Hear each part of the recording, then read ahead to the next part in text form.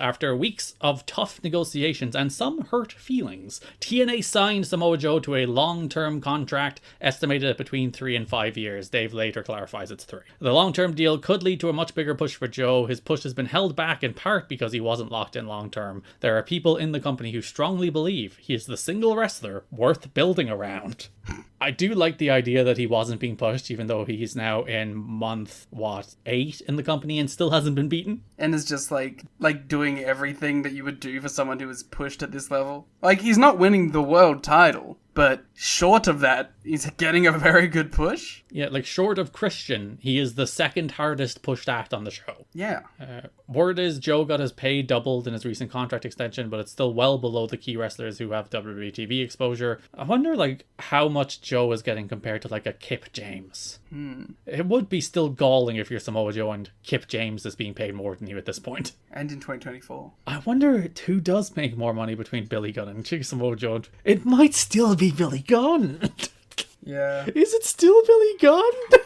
Oh, I'm sorry. I have more Twitter. Oh, go on. Involving the puppet. What puppet? The wrestling puppet who loves Jim Cornette. The Psycho Dwarf? No. Oh.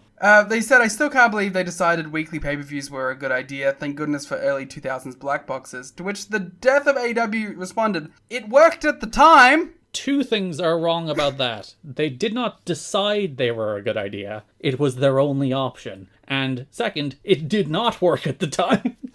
These are the things. Like, if you go back and listen to our early episodes, we did talk about how, like, it was a bad idea, but it was their only idea. They did not have another option. They couldn't get TV. It worked at the time. They could operate better with the data they amassed. Okay, so their point here is that they weren't forced onto pay-per-view. They decided to do it to build up data to see if launching the promotion was smart. It wasn't. They went broke by the start of August. And then they said AEW did one pay-per-view and said, we can do this shit all the time everywhere. I always said that AEW should have tested the waters with like 2 more pay-per-views to see what the level of interest was. These people are delusional. They are. They're not real. They should not be listened to. They do not deserve attention. They do not deserve oxygen. Like, genuinely delusional people to think like that. Just gauge what the level of interest was as if this isn't like a successful promotion that is going to get a bunch of money from the TV deal. And also, it doesn't need to be successful.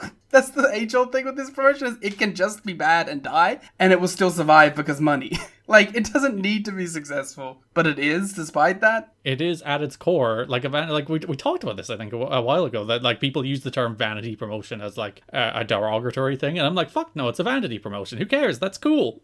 The billionaire started his wrestling like the money he's paying for Okada, he's not getting that back. It's cool to have Okada. Yeah. Joe was given all kinds of advice during his renegotiations, and the main theme stressed to him was how much better off he'd be in TNA than WWE because of WWE's track record of going overboard in knocking down anyone who is signed who has a big rep from the indie scene or an internet following. There's not a single case of a wrestler in recent years with a great indie rep getting a push without being torn down and rebuilt from scratch, which is what CM Punk is currently going through. It's funny to go back and watch like the original NXT where the same thing happened to Bryan Danielson. It's like this guy with the internet credibility. Ugh. Sorry, I'm I'm addicted. Help me. Take me away from this, Garrett. Did you not hear my like 4-minute rant earlier about how feeding this loop makes you part of the problem? Did you not hear me do that? Did you not take anything from my words? You see, the problem is, it's still addicting. You need to tell people they're wrong. Dave mentions that Joe signed the kind of new contract that TNA wants people signed to. Outside the room. That's a good move. Where he signed a deal that will basically guarantee weekly money, but then TNA will be booking him out on the indies. So it's basically the right version of the deal they've been trying to do, where they control people's indie bookings, but at least now they're paying people enough that they control people's indie bookings. They're increasingly getting to that point. God, that sucks. They should not do that. Yeah. You might have been worried about Joe leaving. You know, you might have been sitting here in 06 being like, oh, he's going to go any minute now. But he'll be around just a little while longer. Yeah, I think Joe will be around for a minute. Only 9 more years.